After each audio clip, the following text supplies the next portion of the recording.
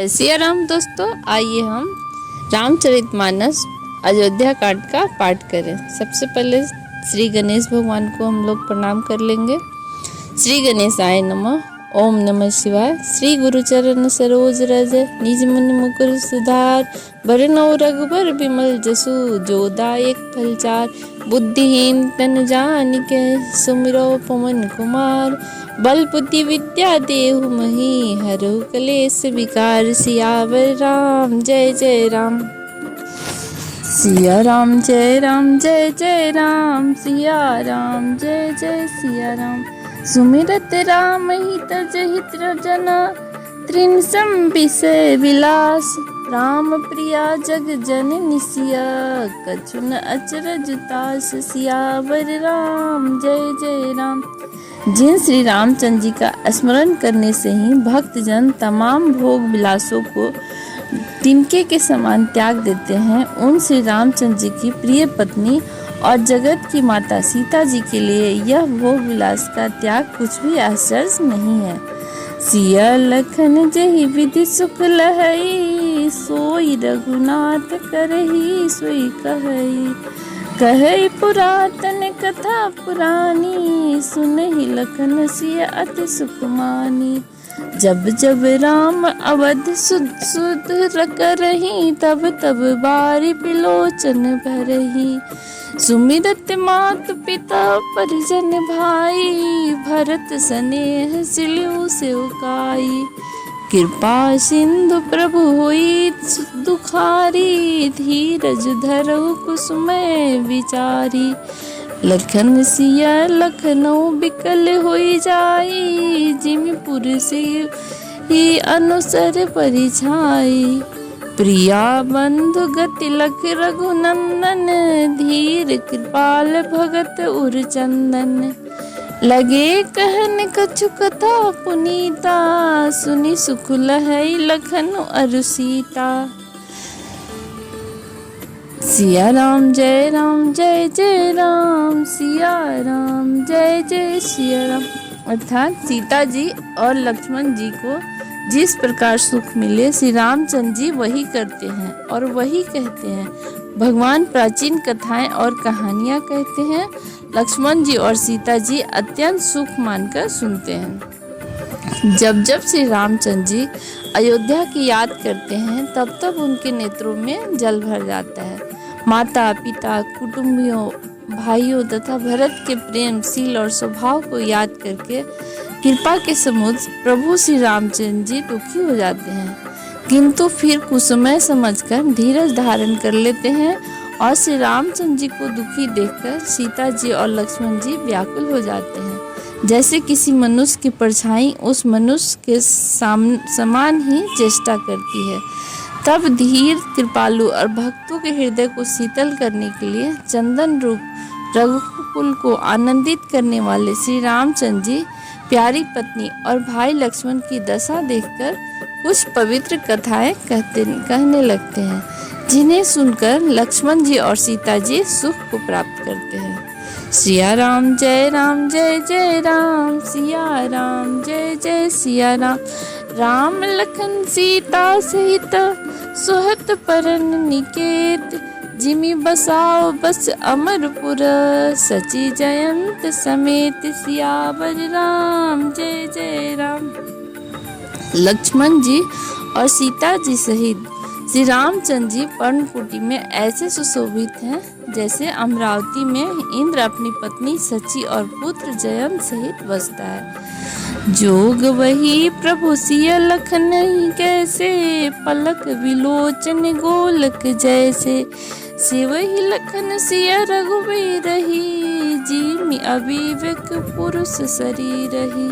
एहि विधि प्रभु बन बसहि सुखारी, खग मृग सूर तपस हितकारी। कहे राम बन गौन सुहाना, सुनहु सुमंत्र अवधि निजिमि आवा। फिर निषाद प्रभु पहुँचाई, सचिव सहित रथ देखई आई। मंत्र बिकल बिलोक निषादु, कहई न जाई जस भयो विषादु। राम राम सिय लखन पुकारी, प्रिय परे उधरनी तल व्याकुल भारी। देखी दखिन दिशि है ही नाई, जनु बिनु पंख बिहग अकुलाय। प्रभु रामचंद्र जी, सीता जी और लक्ष्मण जी कैसे संभाल कर रखते हैं, जैसे पल के नेत्रों के गोलकों की। इधर लक्ष्मण जी और सीता जी श्री रामचंद्र जी की अथवा लक्ष्मण जी और सीता जी श्री रामचंद्र जी की ऐसी सेवा करते हैं जैसे अज्ञानी मनुष्य शरीर की करते हैं। पशु पक्षी देवता और तपस्वियों के हितकारी प्रभु इस प्रकार सुख पूर्वक वन में निवास करते हैं। और तुलसीदास जी कहते हैं, मैंने श्री रामचंद्र जी का सुंदर वनगमन कहा। अब जिस प्रकार सुमंत्र अयोध्या में आए वह कथा सुनो। प्रभु श्री रामचंद्र जी को पहुंचाकर जब निषाद राज लौटा, तब आकर उसने रथ को मंत्री यानी सुमंत्र सहित देखा। मंत्री को व्याकुल देख निषाद को जैसा दुख हुआ वह कहा नहीं जाता। निषाद को अकेले आया देख सुमंत्र हाय राम हाय सीते हाय लक्ष्मण पुकारते हुए बहुत व्याकुल होकर धरती पर गिर पड़े।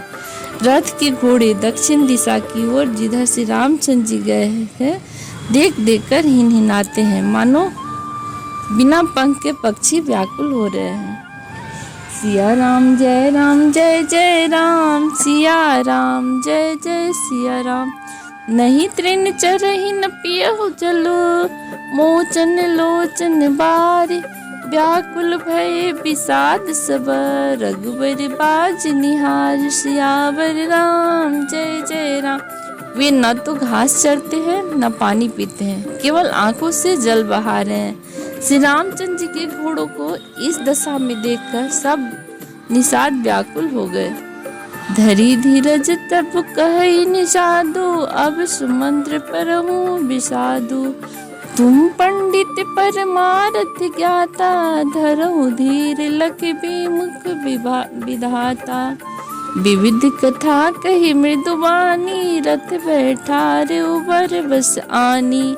शोक शिथिल रतु सकहि नहा की, रघुबर विरह पीर उर्वा की। चरफ पारहि मग चलहि न घोरे, बन मृग मानहु आनी रथ जोरे। अढुकी परहि फिरी हेरहि पीछे, राम वियोग बिकल दुख तीछे। जो कह राम लखन बैदेहि, हिंकारी हिकरी हित है रहिते ही। बाज बिरह गति कही किमि जाती, बिनु मकी फनिक बिकल जही भांति। अर्थात तब धीरज धरकर निषाद राज कहने लगे, हे सुमंत जी, आप विषाद को छोड़िए। आप पंडित और परमात्मा के जानने वाले हैं। विधाता को के प्रतिकूल जानकर धैर्य धारण कीजिए। और कोमल वाणी से भांति भांति की कथाएं कहकर निषाद ने जबरदस्ती लाकर सुमंत को रथ पर बैठाया। और परंतु शोक के मारे वे इतने शिथिल हो गए थे कि रथ को हाँक नहीं सकते थे। उनके हृदय में श्री रामचंद्र जी के विरह की बड़ी तीव्र वेदना है। घोड़े तड़फड़ाते हैं और ठीक से रास्ते पर नहीं चलते, मानो जंगली पशु लाकर रथ में जोत दिए गए हों। वे श्री रामचंद्र जी के वियोगी घोड़े कभी ठोकर खाकर गिर पड़ते हैं, कभी घूम फिर कर पीछे की ओर देखने लगते हैं। वे तीक्ष्ण दुख से व्याकुल है। जो कोई राम लक्ष्मण का या जानकी जी का नाम ले लेता है, घोड़े हिनहिनाकर फिर उसकी ओर प्यार से देखने लगते हैं। घोड़ों की विरह दशा कैसे कही जा सकती है। वे ऐसे व्याकुल है जैसे मणि के बिना श्याम व्याकुल होता है।